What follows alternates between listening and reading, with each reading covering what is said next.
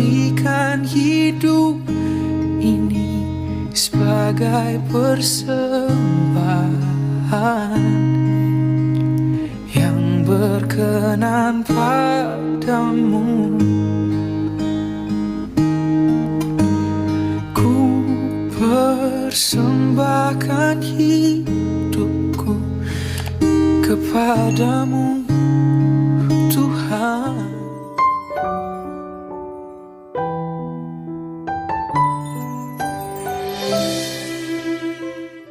Shalom, selamat pagi Bapak Ibu Saudara yang dikasihi Tuhan. Mari sebelum kita bersama-sama kembali belajar merenungkan kebenaran firman Tuhan, mari kita kembali datang kepada Tuhan. Kita mohon pimpinan Tuhan, kita mohon penyertaan Tuhan. Biarlah pagi hari ini Tuhan senantiasa memimpin kita dalam setiap pembelajaran firman kita, sehingga firman ini boleh dimeteraikan dalam hati kita boleh mengerti, kita boleh memahami, kita boleh menjadi pelaku-pelaku firman dalam hidup kita. Mari kita akan berdoa. Segala puji sembah dan syukur kami naikkan kepadamu Tuhan. Kami bersyukur untuk setiap waktu, kesempatan yang boleh Tuhan izinkan dalam kehidupan kami. Pagi hari ini kami boleh bersama-sama, untuk kami boleh memuji dan muliakan nama Tuhan dalam setiap kehidupan kami, melalui setiap persembahan kami. Dan sebentar Tuhan, kami mau duduk diam, bersama-sama, belajar, mendengarkan kebenaran firman-Mu. Biarlah kiranya Tuhan sucikan, Tuhan kuduskan, Tuhan layakkan kami, untuk kami boleh menerima setiap berkat kebenaran firman-Mu pagi hari ini. Kami menyerahkan setiap kami, pribadi lepas pribadi, ke dalam tangan kuasa-Mu. Baik setiap kami yang ada di gereja, maupun setiap kami yang pada kesempatan pagi hari ini masih harus beribadah di rumah, karena satu dan lain hal, tapi biarlah kami senantiasa ada, terus ada di dalam Tuhan. Kami pun percaya bahwa Tuhan ada dalam setiap kehidupan kami, yang boleh membimbing kami, menyertai kami dalam pembelajaran pagi hari ini. Kami serahkan firman-Mu pagi hari ini ke dalam tangan kuasa-Mu Tuhan.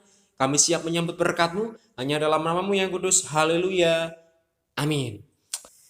Bapak Ibu Saudara yang dikasihi Tuhan, mari kita akan buka bagian firman Tuhan kita pagi hari ini, diambil dari Injil Yohanes pasal yang ke-13 ayat yang ke-35. Mari kita akan buka bersama-sama. Yohanes pasal yang ke-13 ayat yang ke-35. Jika sudah ketemu, mari kita akan perhatikan bersama-sama. Yohanes pasal yang ke-13 ayat yang ke-35.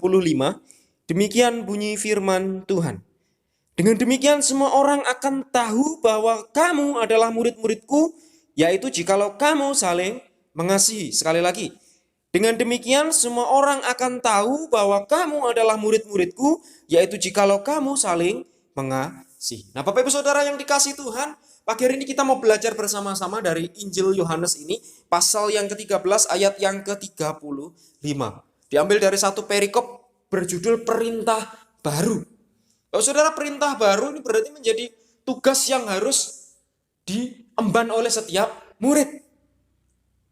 Bukan hanya sekedar didengar, tapi juga harus dilakukan. Lah, akhirnya kita mau belajar bersama-sama. Bagian firman Tuhan dalam ayat pasal 13 ayat yang ke-35 tadi dikatakan, dengan demikian semua akan tahu bahwa kamu adalah murid-muridku, yaitu jikalau kamu saling mengasihi. Judulnya perintah baru. Ada perintah baru yang Tuhan beri. Kepada siapa? Kepada para murid. Bukan hanya murid-murid yang mengikut Tuhan pada waktu itu, yang mengiring Tuhan dalam setiap pengajarannya, tidak, tetapi bagi saya dan saudara pula saat ini. Kita yang mengaku diri sebagai umatnya Tuhan, kita yang mengaku diri sebagai murid-muridnya Tuhan, ada perintah baru yang harus kita kerjakan. Nah, Bapak Ibu Saudara, pagi hari ini kita mau belajar bersama-sama dari bagian firman ini. Saya beri judul bagian firman Tuhan ini, dengan apa kita dikenal. Ada satu tanda tanya besar di sana. Dengan apa kita dikenal? Dengan apa kita dikenal? Ketika kita mendengar judul ini, Saudara, dengan apa kita dikenal, tentunya setiap kita pasti menunjukkan diri kita kepada orang lain supaya diri kita dikenal. Ada satu ciri khas tersendiri. Oh, kalau si Pak A ini cirinya seperti ini loh. Pak B ini seperti ini loh. Bu C ini seperti ini loh. Bude, nah, Bude istrinya Pak D ya. Bude ini ciri khasnya seperti ini loh. Artinya setiap orang menunjukkan ciri khasnya sendiri-sendiri supaya dia dikenal oleh setiap orang. Artinya ciri itu menjadi pembeda yang membedakan satu orang dengan orang yang lain. Nah, begitupun dalam kehidupan kekristenan kita. Dengan cara apa kita dikenal oleh orang-orang di luar sana? Apa ciri khas yang ada dalam diri kita? Nah, Bapak Ibu Saudara yang dikasih Tuhan, hari-hari ini di tengah kemajemukan kehidupan bermasyarakat yang ada di bangsa ini, kita tinggal di bangsa Indonesia. Bangsa dengan keanekaragaman budaya, bangsa yang majemuk, bangsa dengan berbagai suku ras dan agamanya. Artinya di tengah-tengah kemajemukan kehidupan bermasyarakat kita, berbangsa saat ini, seringkali banyak orang tampil merepresentasikan dirinya dengan mengatasnamakan kelompok masing-masing.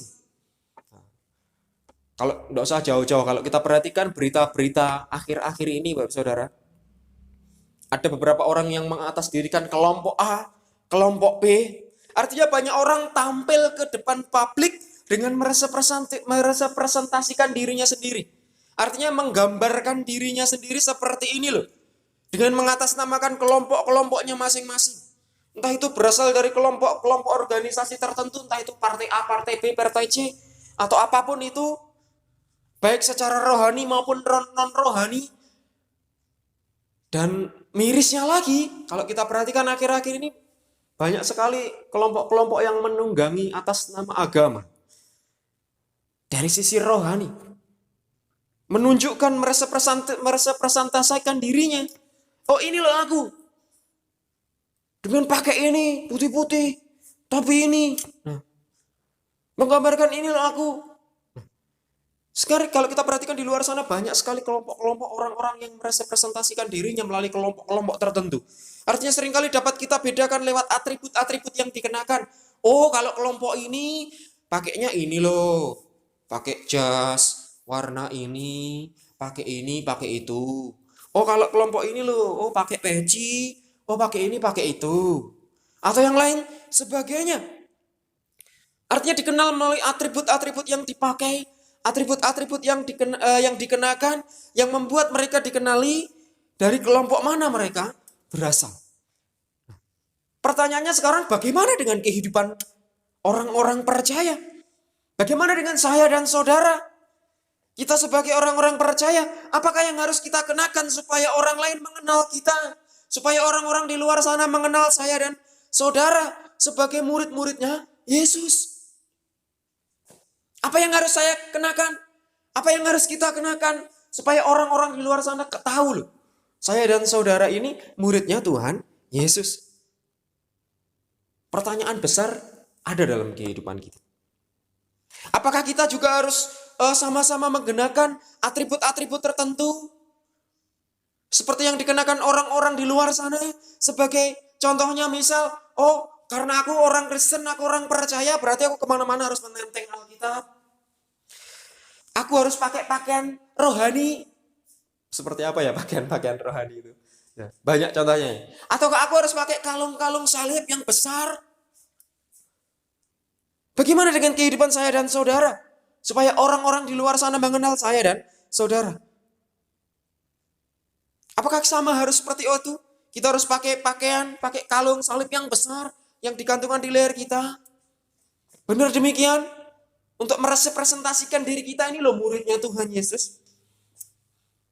Saudara, meskipun tidak salah apabila kita mengenakan semuanya itu. Saya pun juga sering kali demikian. Saya senang, Bapak Saudara. Saya senang pakai pakaian-pakaian rohani, pakai t-shirt rohani yang bertuliskan ayat-ayat firman Tuhan. Saya senang sekali pakai yang seperti itu. Dalam artian bukan hanya untuk keren-kerenan saja, itu juga bukan hanya untuk sekedar merepresentasikan saja, enggak, tetapi itu juga sebagai sarana penginjilan.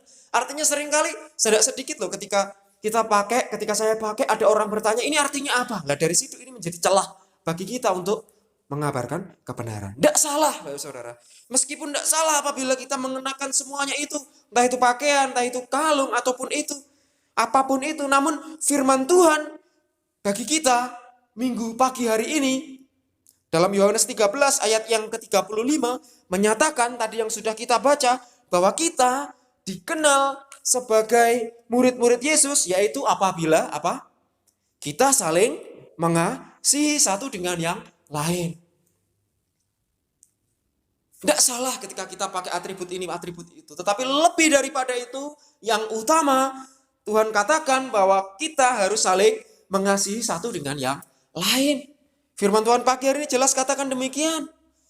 Kata saling di dalam kata saling mengasihi ini menunjukkan bahwa semua pihak yang disebut sebagai murid Kristuslah yang harus melakukan tindakan kasih itu. Bukan hanya satu pihak, bukan hanya satu orang tok. Karena apa tadi dikatakan? Saling mengasihi. Artinya ada satu keterkaitan satu dengan yang lain. Bukan hanya satu orang mengasihi yang lainnya, enggak, tetapi saling mengasihi. Yang A ngasihi B, yang B juga mengasihi si A. Artinya saling mengasihi.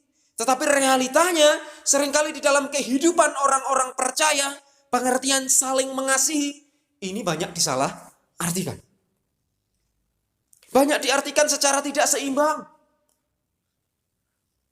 Tidak sedikit pula orang-orang yang mengartikan bahwa saling mengasihi berarti yang kuat dan yang sehat yang seringkali dituntut untuk mengasihi yang lemah, yang tidak berdaya secara sepihak. Oh yang kuat, oh kamu hidupmu baik, kamu kuat, kamu berarti harus mengasihi yang lemah. Nah, banyak seringkali diartikan demikian. Sedangkan yang lemah seolah-olah tidak diharuskan untuk mengasihi pihak yang lain. Karena aku ini orang yang lemah, aku ini harus dikasihani, berarti aku tidak wajib untuk mengasihi yang kuat. Melainkan hanya bertindak sebagai penerima kasih saja. Benarkah demikian, Bapak Saudara? Lawang namanya di sini tertulis saling mengasihi. Bukan yang kuat mengasihi yang lemah, tetapi saling mengasihi. Artinya ada keterkaitan antara si A dan si B. Begitupun si B dan si A, bukan hanya si A kepada si B. Kata saling ini menjadi penghubung yang saling menghubungkan antara A dan B, B dan A. Nah, saudara, Tuhan Yesus berpesan kepada para muridnya bahwa siapapun murid itu mereka harus saling mengasihi. Kita dikenal bukan karena apa yang kita pakai. Tuhan mau kita dikenal karena kasih yang ada dalam kehidupan kita. Kita hidup di dalam kasih sehingga orang mengenal kasih Kristus melalui setiap kehidupan saya dan saudara. Ada tindakan nyata dalam hidup kita. Nah, Bapak Ibu Saudara, kasih yang seperti apa yang dimaksud oleh Tuhan Yesus agar murid-muridnya juga melakukan. Bukan hanya murid-murid pada waktu itu, tetapi juga saya dan saudara. Saya dan saudara kita ini yang disebut murid-murid Kristus. Artinya kasih yang seperti apa yang dimaksud Tuhan Yesus. Sehingga ini boleh menjadi representasi diri kita. Bahwa kita ini murid-muridnya Tuhan. Paling tidak ada 3 hal yang merepresentasikan kasih itu. Kasih yang seperti apa yang harus ada dalam kehidupan saya dan saudara. Mari kita perhatikan bersama-sama. Bapak Ibu Saudara, yang pertama mari kita akan perhatikan bersama-sama dari Yohanes pasal yang ke-13 ayat yang ke-34. Mari kita akan buka bersama-sama. Yohanes pasal yang ke-13 ayat yang ke-34. Aku memberikan perintah baru kepada kamu, yaitu supaya kamu saling mengasihi. Sama seperti aku telah mengasihi kamu, demikian pula kamu saling mengasihi. Sekali lagi, aku memberikan perintah baru kepada kamu, yaitu supaya kamu saling mengasihi. Sama seperti aku telah mengasihi kamu, demikian pula kamu harus saling mengasihi. Nah, Bapak Ibu Saudara yang dikasihi Tuhan, kasih seperti apa yang dimaksud oleh Tuhan Yesus yang harus ada dalam kehidupan kita sebagai orang yang percaya, sebagai ciri khas kita supaya kita boleh dikenal oleh orang-orang yang ada di luar sana. Artinya kita dikenal bukan hanya sebatas atribut yang kita kenakan, tetapi orang juga mengenal kasih yang ada dalam kehidupan saya dan saudara. Lah pertanyaannya, kasih yang seperti apa?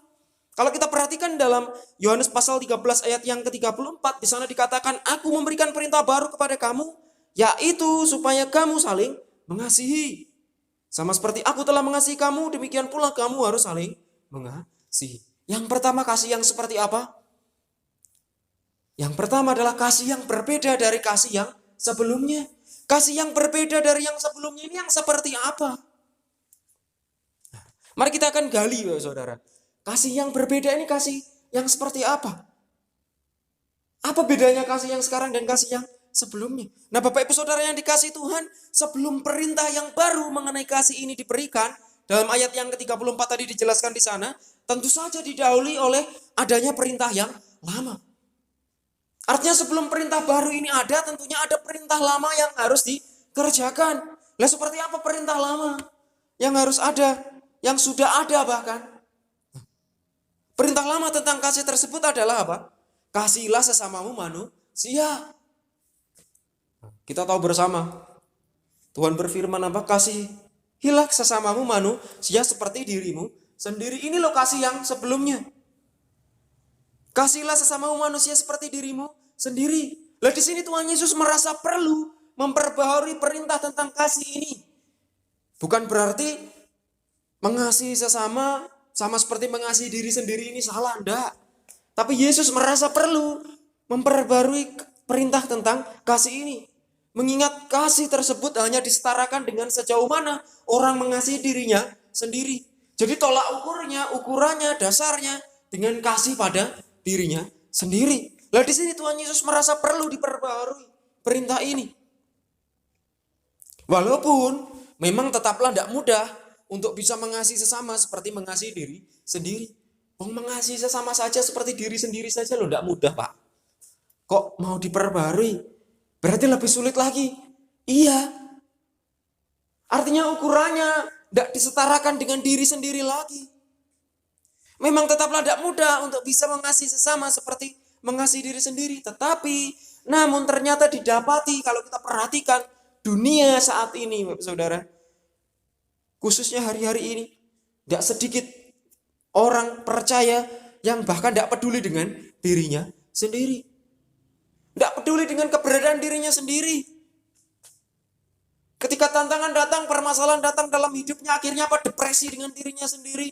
Melukai dirinya sendiri. Tidak peduli dengan dirinya sendiri. Lah bagaimana mungkin orang yang seperti ini, yang tidak mengasihani dirinya sendiri, mampu mengasihi orang lain?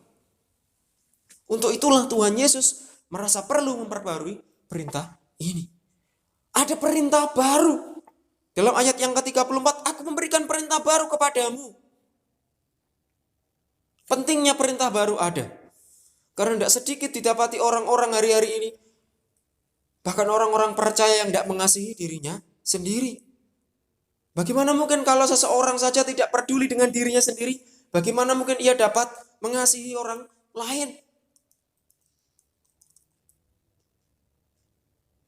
Bagaimana mungkin ketika tantangan saja dia merasa depresi dengan dirinya sendiri? Bagaimana mungkin dia mampu mengasihi orang lain? Lah oleh sebab itu Yesus memberikan perintah yang baru mengenai kasih bagi para murid. Bukan hanya murid-muridnya saja. Bukan hanya ke-12 muridnya saja. Tapi juga bagi saya dan saudara. Kita sebagai murid-muridnya Tuhan. Dengan standar kasih yang ia berikan bukan lagi didasarkan oleh sejauh mana murid-murid mengasihi sesamanya berdasarkan dirinya sendiri. Tetapi berdasarkan kasih yang dilakukan Yesus terhadap para muridnya. Dan umat manusia secara keseluruhan. Jadi standarnya bukan pada diri kita sendiri. Tapi standar kasih kita kepada kasihnya Allah. Kasihnya Tuhan Yesus bagi umat manusia. Nah, lebih berat saudara. Karena kita harus menstandarkan diri kita kepada kasihnya Tuhan. Tuhan yang sudah mengasihani dirinya. Mengasihi orang-orang percaya. Menebus dosa-dosa orang percaya dengan mengorbankan dirinya sendiri. Untuk itulah Tuhan mau kita dikenal orang-orang di luar sana. Bukan hanya sebatas atribut yang kita kenakan. Bukan hanya sebatas hari Minggu aku datang ke gereja. Tapi Tuhan mau kasih yang sesungguhnya itu bernaung dalam hidup saya dan saudara. Tuhan mau kasih itu benar-benar ada dalam hidup kita. Kasih yang seperti apa? Pesan Tuhan yang pertama ingatkan kepada kita. Kasih yang harus ada dalam hidup kita adalah kasih yang diperbaharui.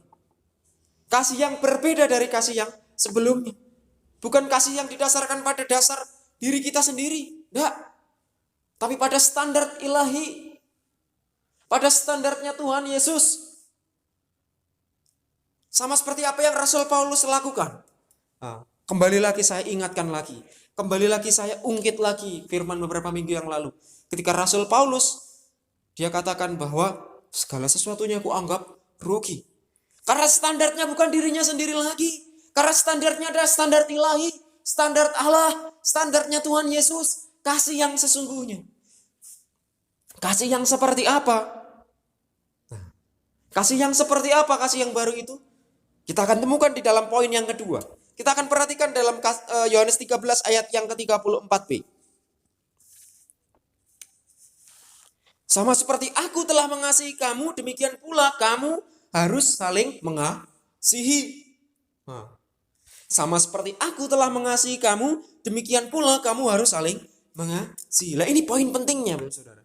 Ketika kita membaca bagian ini, ketika kita benar-benar fokus, mengerti, kita akan tahu kasih seperti apa.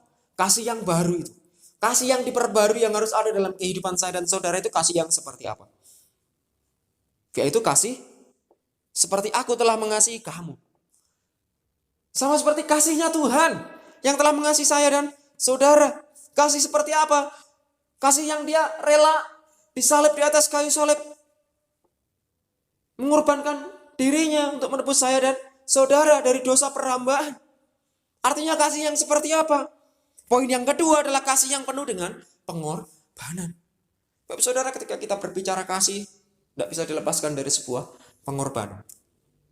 Artinya kasih yang harus ada dalam kehidupan saya dan saudara, supaya kita dikenal orang-orang di luar sana adalah kasih yang penuh dengan pengorbanan. Sama seperti kasihnya Yesus kepada saya dan saudara. Lah, perintah ini bukan sekedar menyuruh para murid untuk bisa mengasihi saja. Wes mengasihi, aku mengasihimu.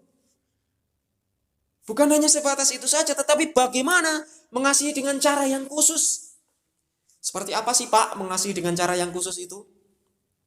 Yaitu kasih Kristus kepada manusia.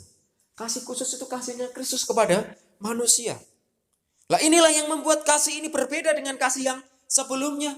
Kalau kasih yang sebelumnya, kasihlah sesama manusia sama seperti mengasihi dirimu sendiri. Kita diajak mengasihi sesama manusia. Standarnya, ukurannya, dasarnya diri kita sendiri. Sama seperti kita mengasihi diri kita sendiri. Tetapi lebih daripada itu, kasih yang baru ini menjadi pembeda. Bahwa standar kita bukan diri kita sendiri lagi, tapi kasihnya Kristus kepada saya dan saudara. Nah, ini yang membuat kasih ini berbeda dari kasih yang sebelumnya. Kasih ini berbicara tentang kerelaan hati untuk berkorban. Pertanyaannya, sama seperti Tuhan Yesus rela berkorban menebus dosa saya dan saudara, bagaimana dengan saya dan saudara? Maukah kita rela berkorban? Tidak usah jauh-jauh untuk Tuhan Yesus dulu, untuk sesama kita. Mau? Sanggupkah kita rela berkorban untuk sesama kita? Untuk keluarga kita? Untuk saudara kita? Bahkan untuk orang-orang di luar sana yang belum kita kenal? Terlebih lagi, maukah kita rela berkorban? Mengorbankan diri kita untuk Tuhan Yesus? Bapak saudara, kalau Tuhan Yesus saja mau mengorbankan dirinya di atas kayu salib, bagaimana dengan kehidupan saya dan saudara? Wujud pengorbanan kita kepada Tuhan berbicara banyak hal, berbicara waktu kita, kesempatan kita, kemampuan kita, keberadaan kita, sepenuh kehidupan kita. Maukah kita merelakan berkorban untuk Tuhan, memberi yang terbaik untuk Tuhan? Nah, Bapak Ibu Saudara yang dikasihi Tuhan, ketika Tuhan Yesus berpesan kepada para murid tentang perintah saling mengasihi ini, ia berada dalam keadaan di mana tidak lama lagi ia akan ditangkap. Dia tahu keberadaannya. Dia tahu apa yang akan terjadi dalam hidupnya nanti. Dia akan ditangkap, dia akan disiksa, dan kemudian menyerahkan nyawanya di atas kayu salib demi menebus dosa seluruh umat manusia. Tapi dia rela melakukan itu semua. Dia mau berkorban bagi saya dan saudara. Dia tahu apa yang akan terjadi, tapi dia tetap mau melakukannya. Ia sendiri menjadikan dirinya sebagai contoh, menjadikan dirinya sebagai teladan dari sebuah tindakan yang disebut mengasihi. Dan salah satu makna mengasihi dalam pengertian Yesus adalah kerelaan hati untuk menyerahkan nyawanya demi kepentingan pihak lain. Dan itu terbukti bagaimana dia menyerahkan nyawanya di atas kayu salib untuk menebus dosa saya dan saudara. Kita setiap umat manusia yang berdosa. Artinya dengan kata lain, mengasihi sesama adalah berbicara tentang kerelaan untuk berkorban bagi orang lain. Bagaimana dengan saya dan saudara? Sanggupkah kita berkorban untuk sesama kita? Untuk saudara kita, untuk keluarga kita, untuk orang-orang yang ada di sekitar kita? Tuhan saja rela menebus dosa saya dan saudara. Walaupun dia tahu apa yang akan terjadi, dia akan menerima siksaan, dia akan menerima cacian, bahkan dia akan mati di atas kayu salib, tapi dia terus berjalan maju, tidak mundur sekalipun. Bagaimana dengan saya dan saudara? Poin yang kedua ini mengingatkan kepada kita. Wah, hendaklah kita dikenal orang-orang di luar sana karena kasih yang bersemayam dalam hidup kita. Kasih yang rela berkorban. Mengasihi sesama adalah berbicara tentang kerelaan untuk berkorban bagi orang lain. Nah, entahkah itu pengorbanan berupa tenaga, entahkah itu pengorbanan berupa waktu kita, dana kita, keberadaan kita, bahkan hidup kita, bagi keluarga kita, saudara kita seiman, maupun bagi orang lain. Bagaimana dengan saya dan saudara? Mampukah kita memberi yang terbaik? Mampukah kita menunjukkan kasih kita? Menunjukkan kasih yang rela berkorban bagi sesama kita, bahkan terlebih bagi Tuhan Yesus yang sudah berkorban bagi saya dan saudara. Sehingga orang-orang di luar sana mengenal kita karena kasih yang ada dalam hidup saya dan saudara. Saudara, ini menjadi poin penting dalam hidup kita. Bahwa Tuhan mau kasih itu ada dalam hidup kita. Kasih yang berbeda dari yang sebelumnya. Yaitu apa? Kasih yang mau berkorban.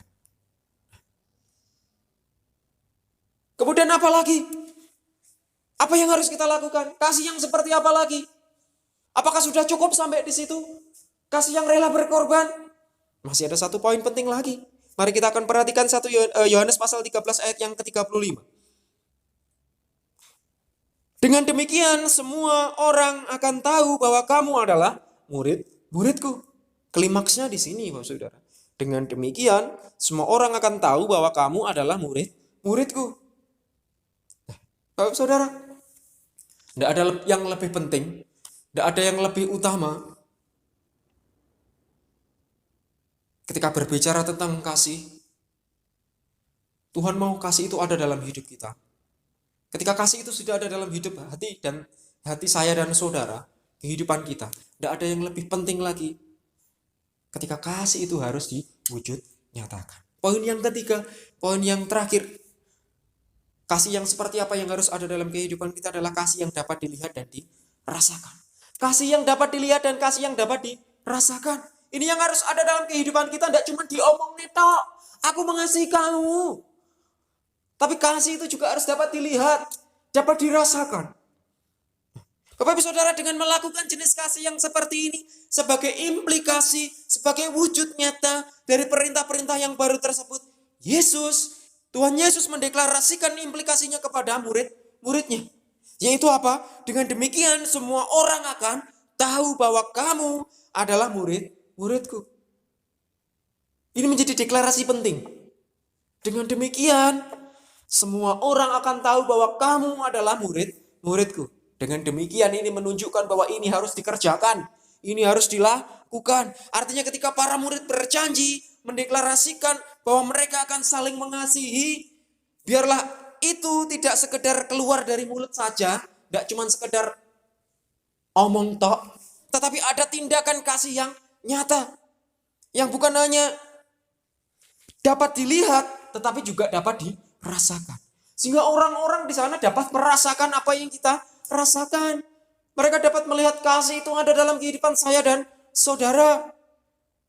Yesus menghendaki kasih yang seperti ini. Kasih yang dapat dilihat dan dapat dinyatakan. Kasih yang visible dan observable. Terlihat dan teramati dengan jelas. Sehingga orang-orang pun dapat melihat, orang-orang dapat merasakan. Tidak hanya NATO. No action talk only. Raiso nglakoni, omong tok. Tetapi kasih itu harus diwujud nyatakan. Nah, pertanyaan selanjutnya, oleh siapakah kasih itu harus dapat terlihat dan teramati dengan jelas? Oleh siapa? Nah, ternyata Tuhan menghendaki hal itu dapat dilihat dan diamati bukan hanya oleh saudara-saudara seiman kita saja. Tidak cuma dilihat oleh orang-orang yang ada di sekitar kita saja. Tetapi juga oleh semua orang. Bahkan orang-orang yang belum percaya, orang-orang yang ada di luar sana, termasuk anggota keluarga kita. Baik itu di rumah, di lingkungan kita, tempat kerja kita, bahkan mungkin saat kita sekolah, rekan-rekan di mana kita berada. Tuhan mau kasih itu benar-benar dapat dilihat dan dirasakan oleh semua orang. Bapak Saudara, kalau setiap orang punya ciri khasnya masing-masing sehingga dia boleh dikenal oleh orang lain, begitu pun dalam kehidupan kita sebagai orang percaya. Kita harus punya ciri khas tersendiri. Bukan hanya sekedar atribut yang ada dalam kehidupan kita. Oh, wong Kristen itu setiap minggu ke gereja. Oh, wong Kristen itu bawa Alkitab. Oh, wong Kristen itu pakai kalung salib. Oh, yang namanya Pak Pendeta itu pakai jas, pakai dasi, pakai sepatu pantofel, necis, rambutnya klimis. Berarti itu Pak Pendeta wong Kristen. Bukan hanya sekedar itu saja, tetapi lebih daripada itu Tuhan menekankan kasih itu ada dalam kehidupan saya dan saudara. 3 hal ini loh yang harus ada. Kasih yang seperti apa? Kasih yang diperbaharui. Kasih yang berbeda dari yang sebelumnya. Bukan hanya berdasarkan standar pribadi kita. Bukan hanya didasarkan atas diri kita sendiri, tapi standarnya Tuhan. Kasih yang seperti apa? Kasih yang rela berkorban. Ini loh kasih yang diperbarui. Yang mau berkorban bagi orang lain, bagi sesamanya, bagi Tuhan bahkan. Kemudian yang terakhir tadi kasih yang seperti apa? Kasih yang harus diwujud nyatakan. Kasih yang dapat dilihat dan dapat dirasakan. Itu yang harus ada dalam kehidupan kita.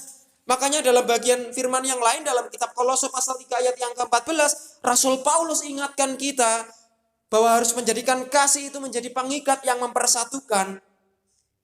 Bukan hanya bagi orang-orang sesama kita saja. Tapi hendaklah kasih itu menjadi pengikat yang mempersatukan. Bagi setiap orang. Kehidupan kita dengan orang lain. Kasih itu yang harus ada dalam kehidupan saya dan saudara. Kasih yang seperti apa? Kalau kita perhatikan dalam 1 Korintus 13 ayat yang keempat, di sana dijelaskan bahwa kasih itu sabar, kasih itu murah hati, kasih itu tidak cemburu, kasih itu tidak memegahkan diri, dan kasih itu tidak sombong. Sudahkah itu ada dalam hidup saya dan saudara? Itu yang harus kita hidupi. Gak hanya sekedar omong tok, aku mengasihimu. Tapi benar-benar kesabaran, kemurahan, kelemah lembutan itu benar-benar ada dalam hidup kita. Terlebih penguasaan diri. Artinya ketika kita berbicara kasih, buah roh. Ini yang harus ada dalam hidup kita. Nah Bapak Ibu Saudara yang dikasih Tuhan. 3 hal ini yang harus ada dalam hidup kita. Sehingga kita boleh dikenal sebagai murid-muridnya Tuhan. Nah, melalui bagian firman Tuhan pagi hari ini kita diingatkan lagi. Tentang bagaimana hidup kita dikenal orang. Sehingga mereka pun juga dapat merasakan keberadaan Kristus dalam hidup saya dan saudara. Nah untuk itu mari kita bersama-sama. Mari kita meresponi perintah kasih yang baru ini. Yaitu mengasihi sesama. Bahkan bukan saja dengan kadar ukuran seperti diri kita sendiri. Tetapi juga seperti kasih Kristus kepada kita yang rela berkorban.